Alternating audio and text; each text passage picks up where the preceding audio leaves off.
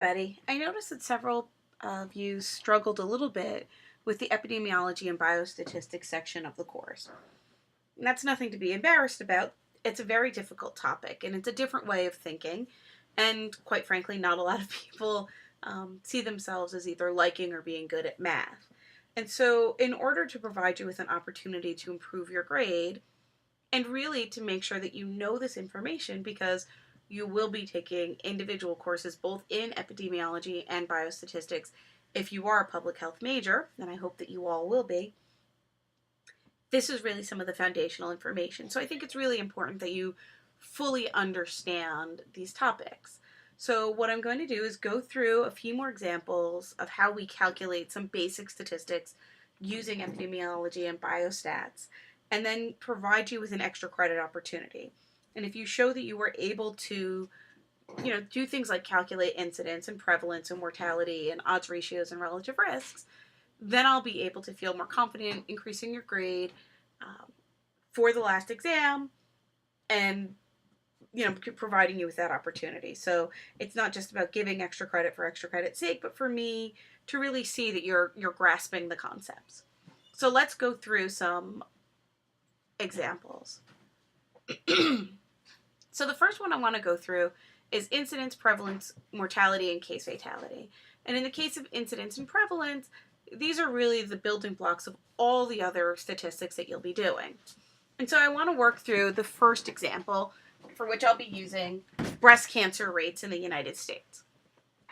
And so assume that we know that the total U.S. population in 2017 is about 326,474,013. At the beginning of 2017, there are an estimated 3,327,552 women living with breast cancer, and there will be an estimated 252,710 new cases diagnosed this year. And we also estimate, based on previous statistics, that we know that there will be about 46,710 breast cancer deaths this year. So, in order to calculate the prevalence, we need two things: the number of existing cases at the beginning of 2017 and the population at risk.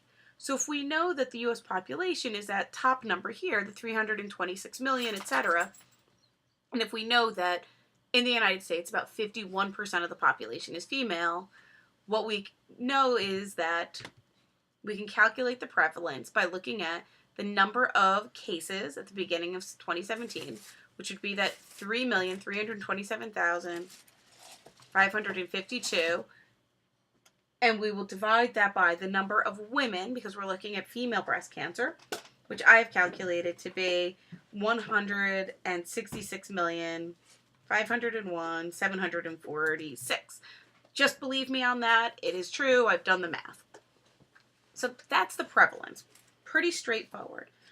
And when we divide those numbers, what we get is this really sort of interesting number of 0.019985088. Now, if I were to tell somebody that the prevalence of breast cancer was 0.019985088, that doesn't mean anything to them. And so what we will often do is take that number and multiply it by the sort of standard multiplier to make that into a whole number. So if we wanted to see that as a percent, we would multiply it by 100. So we would say about 2%. Right? So there'd be a 2% prevalence rate. If we wanted to look at it differently, we could multiply that same number. Instead of by 100, we can do it by 1,000. And in this case, we would say there'd be 19.99 new cases per 1,000 women. We could also look at it per 10,000. This is where you guys got a little slung up on the exam, or several of you. So the 10,000 wasn't the base population, it's the multiplier in this case. So if we do that, we would say there is 199.85 cases per 10,000 women. Right? So you can multiply it by 10, by 100, by 1,000, 10,000, 1 million. It doesn't matter. The key is that you want to get it to a whole number that's meaningful, so that when people hear it, they know what to make of it. I'm sorry, the rustling you hear in the background is my daughter attempting to get my puppy out of the bedroom. Can you please leave? Yes. Sorry, this is the reality of being a working mom sometimes. So that's the prevalence of breast cancer at the beginning of 2017. Now, what if we wanted to know the estimated incidence? So here, I'm just going to add up here. So female population in the U.S., 2017. What did I say that was? It was about 166,501,746. Sorry, 46. So we have that for your reference. So what's the estimated incidence of breast cancer in 2017? So we said there was going to be about 252,710 new cases. We're going to divide that again by the total female population. 501,746. And the number we get now is 0.02150,285. Again, I did the math, just trust me on that. If we want to multiply that by 100, we would get 2.15 new cases per 100 women. If we multiply by 1,000, it would be 21.5 new cases per 1,000 women. If we multiplied it by 10,000, it would be, I think you're all getting it here now, 215.0 new cases per 10,000 women. And so on and so forth. So prevalence, that's the number of cases at the beginning. How many are new cases? That's the estimated, that's the number of new cases divided by the total population at risk. The mortality rate is the number who are expected to die. In this case, 46,710. Space. 46,710 divided by the population at risk. And this is going to be a relatively small number given the large number of women. So it's 0.000280538. So if I told you that the mortality rate for breast cancer in 2017 was 0.000280538, most people would look at that and go, well, doesn't look like breast cancer is a big problem, is it? But if we multiply that, if we say by percent, what's the percent of new cases? It's still 0.03 deaths per 100 women. We looked at it per 1,000 women. Again, I'm sorry, that's 0.03, so that would be 0.28 deaths per 1,000 women. 2.81 per 10,000, or we could look at it per 100,000 women, in which case we're looking at a rate of 28.1 deaths per 100,000 women. So if I'm asking you to calculate the rate per 10,000, I'm not asking you to calculate it as, in terms of prevalence, right? I wouldn't be asking you for the prevalence rate to be 552 divided by 10,000. Okay, that's not what we want that to be. That's not what we need you to do. Right? So that is actually wrong. Oops, sorry. So that's wrong. What I'm looking for you to do for per 1,000, so calculate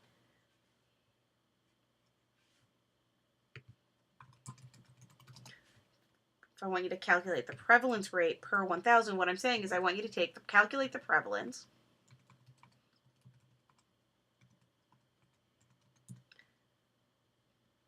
Get the wrong number, sorry.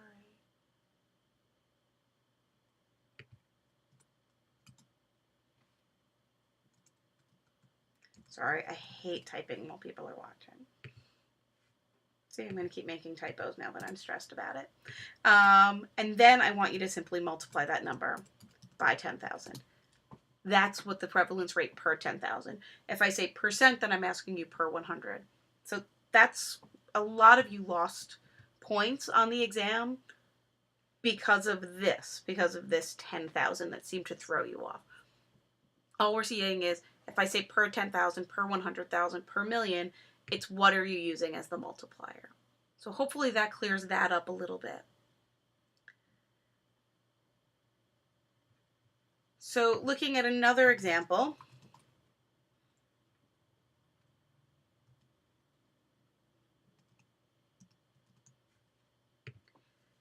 let's say we have a population of 5,000. In January, new diseases discovered and there are 100 new cases identified. In February, there are 600 new cases. In March, there are no new cases, but 300 people died. So what would the incidence rate in January be per 1,000? Well, we know there are 100 new cases. We want to divide that by 5,000 and then multiply it by 1,000. So again, I'm not dividing 100 by 1,000. That would give you the wrong number. So we're dividing 100 divided by 5,000, which would give you 0.02, and then we're multiplying that by 1,000, which would equal 20 new cases per 1,000 people. Okay? Hopefully that makes sense. If we want to do the prevalence rate in February per 1,000 again, what we would do now is we have old cases, that's from January, new cases, 600. So we would want to sum those two. So our total cases now are going to be 700. In which case what we want to do is take 700 divided by that total population of 5,000 and again multiply it by 1,000, and that equals 60 cases per 1,000 people. If I asked you to do it by 100, we could just say 6 cases per 100 people or 6 cases per cent, right? Percent just means per 100.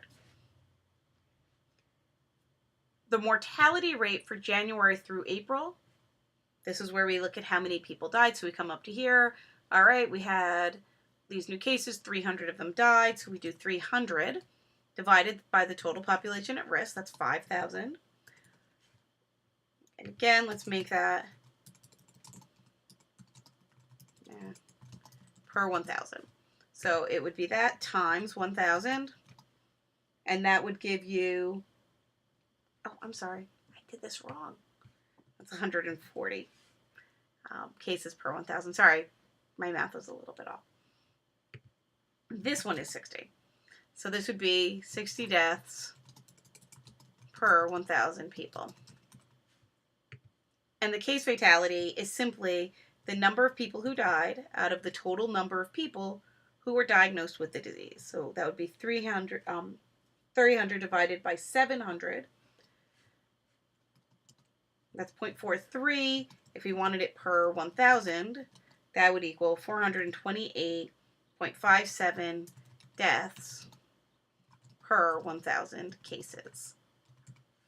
So for every 1,000 cases of the disease, we'd expect about 429 deaths. Does that make sense? So here we're talking about per people in the population. This is per cases. Sorry, I made a math mistake up there. I'm trying to do this all quickly in my head.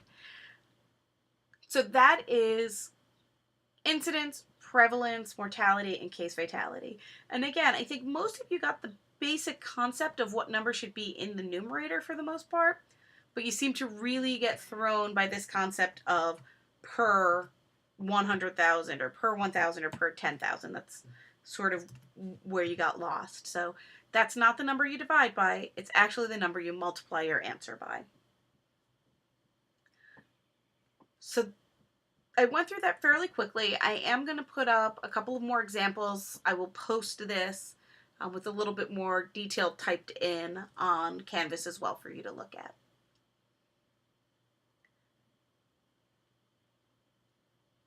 So I want to look again at relative risk. Now, one of the big things, everybody seemed to really like calculating the odds ratio, which is great. The problem with an odds ratio is that, as you know, for one of the drawbacks of a cross-sectional or a case control study, which I know you all know now, is that you can't really calculate true incidence. Right? You don't know when the cases first really started. Whereas with a cohort study, you know they were disease-free at the beginning, and then you're following them to see if they develop that disease or behavior or whatever it is you're looking at, that outcome of interest. So with the relative risk, you can calculate the incidence amongst the exposed and the incidence of the unexposed. And from that, you can calculate the relative risk. The odds ratio is considered to be an estimate of a relative risk, right? Because we don't really know incidence, so we can't truly calculate it. And so what we try to do is estimate it. But we have to leave a little bit of wiggle room in there so that we know that we don't really have true incidence. So if you're doing a cohort study, a prospective cohort study, or an experimental study, which is just a special type of cohort study where you're controlling the exposure, you use a relative risk. If it's a cross-sectional study or a case control study, you need to calculate the odds ratio. So because so many of you seem to have the odds ratio down, what I want to go through is the relative risk. So here we have an example. We're looking at thyroid cancer, and we're going to look at a number of different risk factors. So for this one, we have age at menarche. When do these women first get their period? Less than 12 or older than 12. And so to get our incidence, we're going to do 73, right? So the number of people who have the disease amongst the exposed, and divide that by our total, 38,757.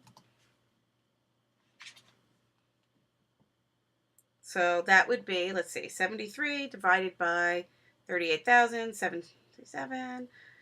If we didn't use a multiplier, it would be 0.00188,353. Guess is sort of helpful. Doesn't really give me a whole lot of information. So I'm instead going to multiply that by 100,000. It's a fairly rare disease. And that would give me 188.35. So that's going to be the incidence rate in the exposed. Right, so I'm going to make a notation here. And this will be our unexposed.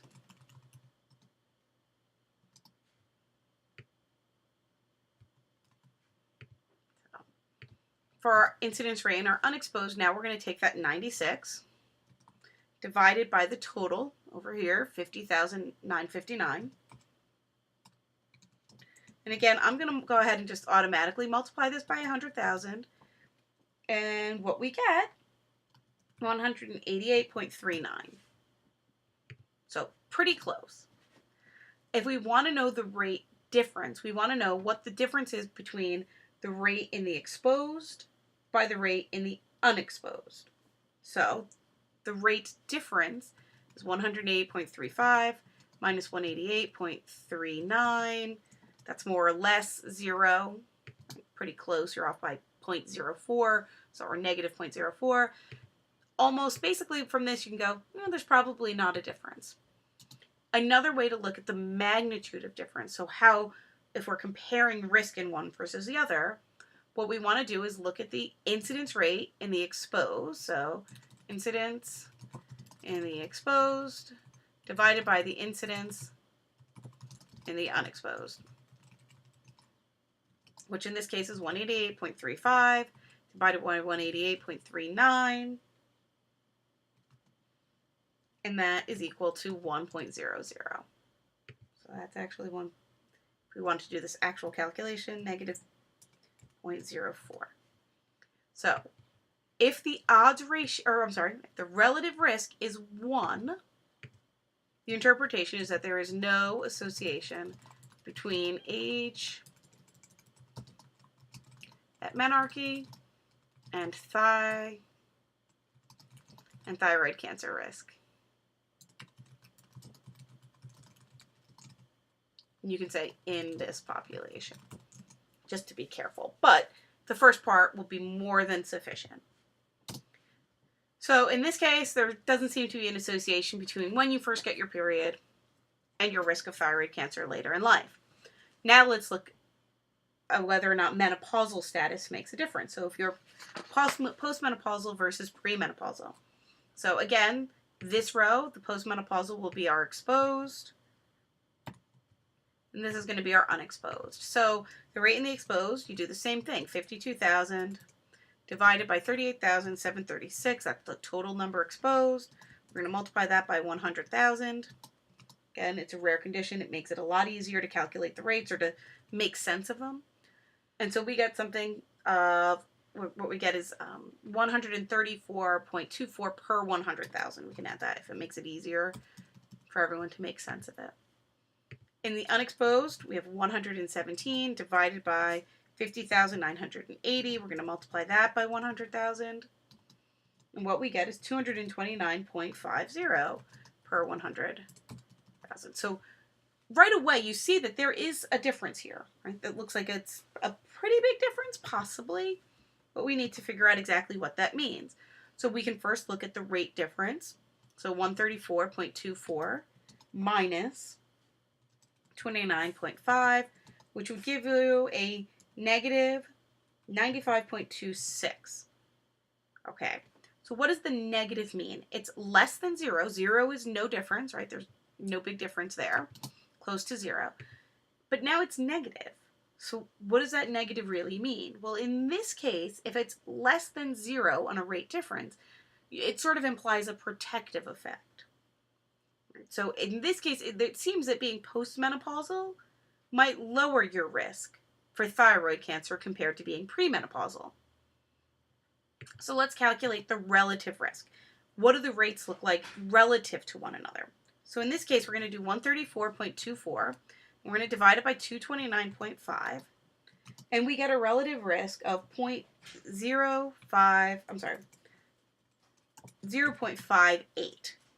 So this is a mistake that several of you made on the exam where you said, well, it's less than 1, so that means there's no association.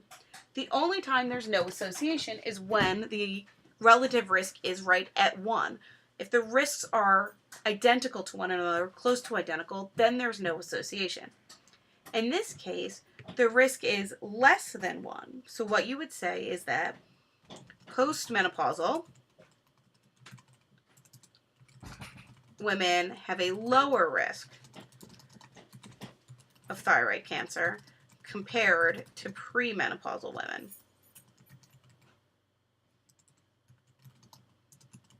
Okay, because the risk is less than 1. So that's one way to look at it, and you can calculate that out, but that's perfectly fine. You can leave it right there as far as I am concerned. So far we have one that is no association, right? So no association because it's the relative risk is 1. Now we have a relative risk less than 1, so it's a lower risk or protective factor.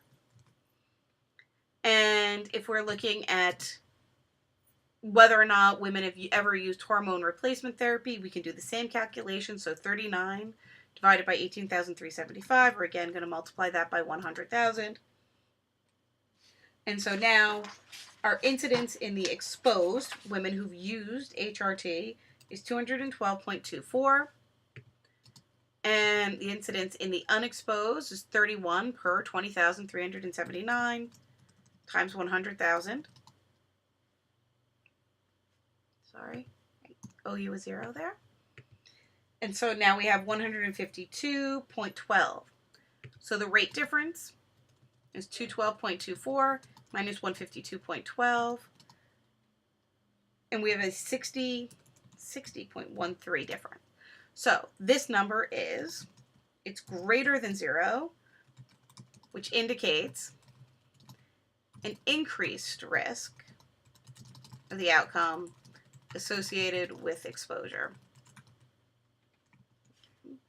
So what does that mean in terms of how we calculate the relative risk? We take 212.24 divided by 152.12, and that gives us a relative risk of 1.4.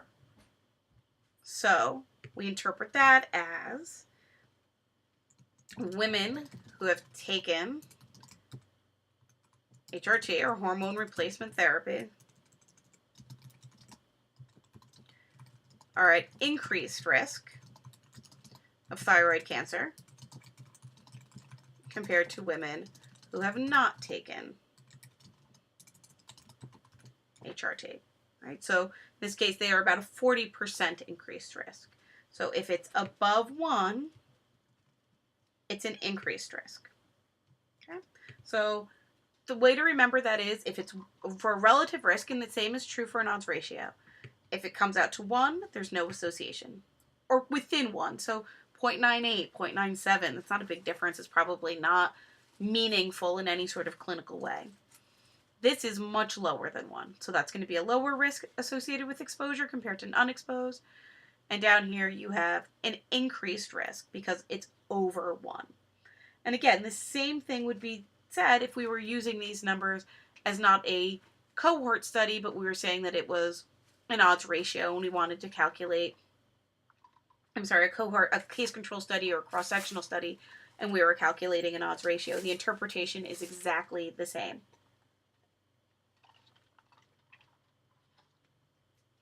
One other thing that I noticed people were struggling a little bit with, and I wasn't initially planning on going through this, but I think I will. I don't want to do the attack rates. I'm going to get rid of that. So here we are. Is setting up the tables. All right. So when we have a 2x2 table, I just insert a table real quickly here. So if this is a case where you have the disease outcome, this is your control or no disease. And then over here we're going to have exposed and unexposed in total. So let's say I'm trying to set this up, and I'm going to say there are, let's see, I don't know why this is jumping so much. Fine, just ignore that the attack rates are there. You can look at them later. So let's say we have a total of 400 cases and 4,000 controls. Well, let's just make it 800. It's not uncommon to have twice as many controls as there are cases. And that's fine. Of the 400 cases, 321 have the exposure. Of the 800 controls, I'm just making this up off the top of my head, 549 have the exposure. Some of you got a little bit confused on where to put the numbers.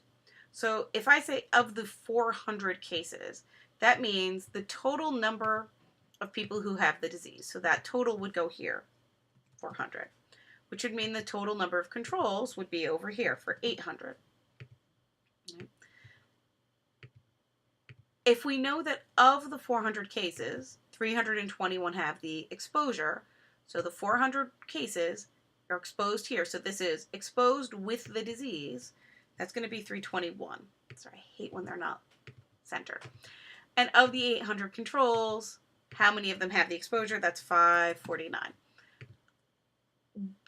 All you have to do here is subtract the 321 from 400 in order to get the number of unexposed. So you do 400 minus 321, that gives you 79 here. And of the 800, you subtract the 549, and that gives you 251. And if you wanted to know the totals across, you don't really need it. If you're doing odds ratios, you will need them. If you're doing a relative risk, you would do the 321 plus 549, that's at 870. And over here, you would do 79 plus 251, that's 330. You could, again, if you want to fill in that total, it's a nice way of just checking your math. So either way, you get 1,200. So if you add down that column or across. So actually this will be a good opportunity to look at the difference when you're doing an odds ratio for then a relative risk. So an odds ratio, you can use your cross product ratio, right? So that's your A times D divided by B times C. That didn't work out. That's A. So we have A, B, C, D. So in this case, we would do 321. I put my parentheses in, 321 times 251 divided by 549 times 79. Let me just plug that into my calculator. Again, I'm doing this off the top of my head, so just bear with me. So that gives you a numerator of 80,571. Your denominator would be 549 times 79. So 43,371. So it looks like this is going to have an increased risk. 571 divided by 43,371.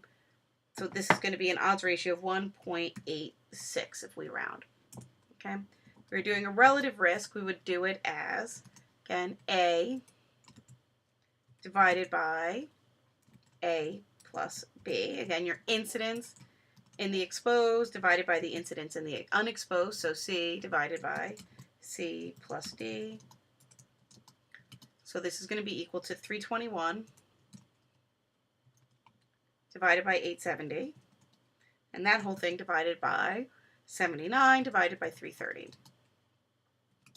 Which gives us, let's see, 321 divided by 870 is equal to 0.368965552. I just don't want to lose some of the rounding, make a rounding error. So, oh, sorry, that should say 79.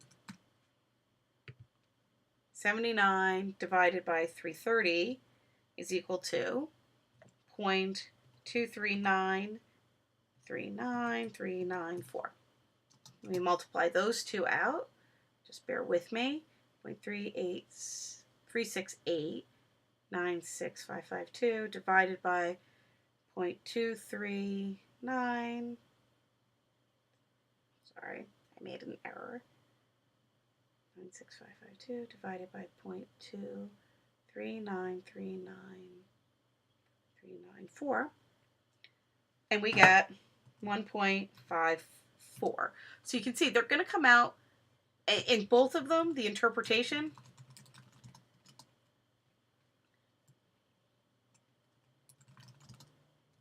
is exposure is associated with a higher risk of the outcome than being unexposed. The magnitude that you get is going to be slightly different. So in some cases, the odds ratio is a very good estimate of the relative risk, and in others, it's just not as good.